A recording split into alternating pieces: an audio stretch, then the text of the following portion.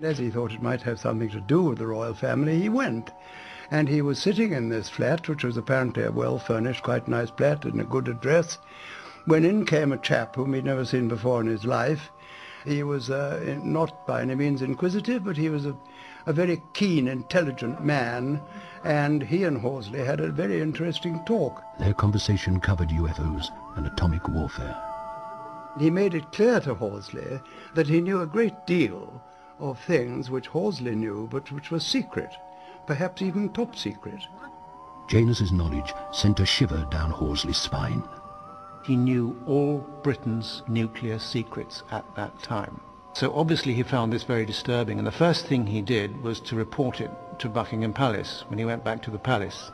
When the Duke heard about the case, the strange encounter was considered to be a security risk. Horsley was immediately dispatched to the house in Chelsea to question Janus again. When he went back to the address, it had become quite different, not at all what he'd seen on the night in question. The room had been vacated apparently. He could not find the person with whom he'd been at the meeting. And of course the guy from elsewhere had disappeared as well. So it remained a mystery, but it was very disturbing for him. This was an astounding experience, related by a man whose integrity is beyond question. For Horsley, the most chilling aspect of the encounter was the feeling that Mr. Janus was reading his mind. This led the royal equerry to a startling conclusion. Horsley has said that the man was, no question about it, an alien. He believed implicitly that he'd had this encounter. I can assure you that he would not have recorded it if it were not so. By no means would he have made up such a story. He would have been frightened of being ridiculed. Horsley later recounted the story in his autobiography, written shortly before his death, but the government file on the incident remains classified and unavailable to the public. Another leading figure whose interest in UFOs is recorded in the files is the Queen's cousin, Earl Mountbatten. He was a great enthusiast about anything, and so it was a very exciting and a very thrilling idea. I mean, you couldn't have a much more thrilling idea. He'd always hoped to see something, and he never did. He was ready to believe anything, but he hadn't made up his mind. One day a bricklayer from Romsey, who worked for Mountbatten, had a close encounter on the Earl's own doorstep. A workman coming up to Broadlands had been knocked off his bicycle by a flying saucer that had landed, and he had been sort of paralyzed by a ray gun. He'd been stunned, of course. Extraordinary, extraordinary. Then my father got him to sign a written statement, because he thought, you know, if this was going to be true, it was very important to have a witness statement. The files reveal that Briggs offered to swear on a Bible that his story was true. Mountbatten was thrilled by Briggs's experience. However, Briggs soon began to embellish his story, adding that he had been taken on a trip to the pyramids. By this time, there was a sort of lot of whispering going on round the back, and that sort of gradually came up to the front. Briggs's tale began to unravel, and his lie was quickly exposed. It was found out that actually the man had been terribly late for work, and had thought, oh, now what excuse? Oh, I know, Lord Mountbatten's interested in flying saucers. I'll have been stunned by a flying saucer, which was a brilliant excuse.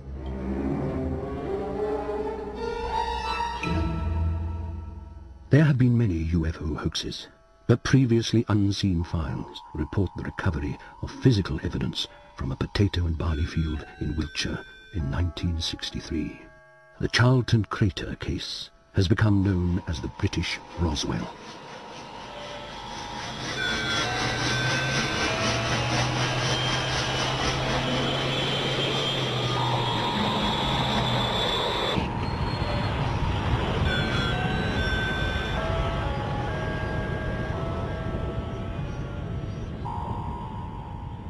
He was on his way to work at 6 o'clock in the morning because he was a milker. He worked for Mr. Blanchard. He was on his bike going round that way. And That's what he said to me, you know. He said there was this great big bang in the morning after the huge light in the sky came down, and this thing came straight down, you know, and there's just this bang. He thought it was something coming down, you know, just a light, or something, flames were coming out the bottom of something. That's what he thought it was. All it was just left the scorch marks in the ground. Len Jolliffe alerted his boss to the strange incident, and they went to examine the alleged landing site in the farmer's field.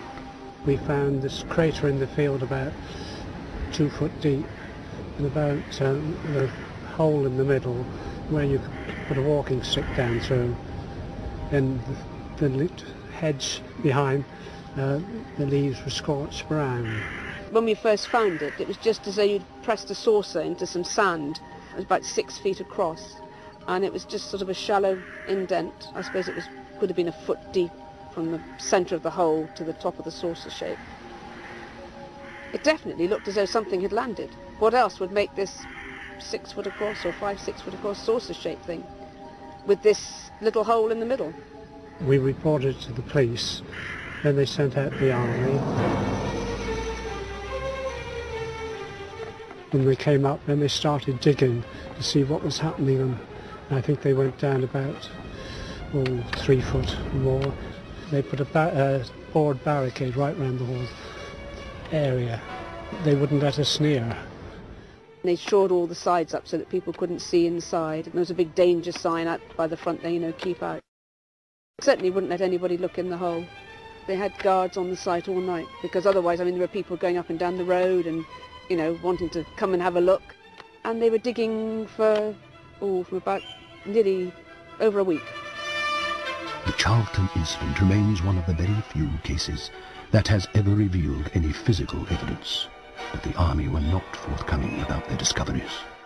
Back in the 50s and 60s, anything which was of interest to the Army or the Air Force, or the Air Ministry as it was then called, they did tend to be rather secretive about it. If they didn't know what had happened, if there was a mystery, they hated ever to admit that they didn't know. That's why they used to occasionally put out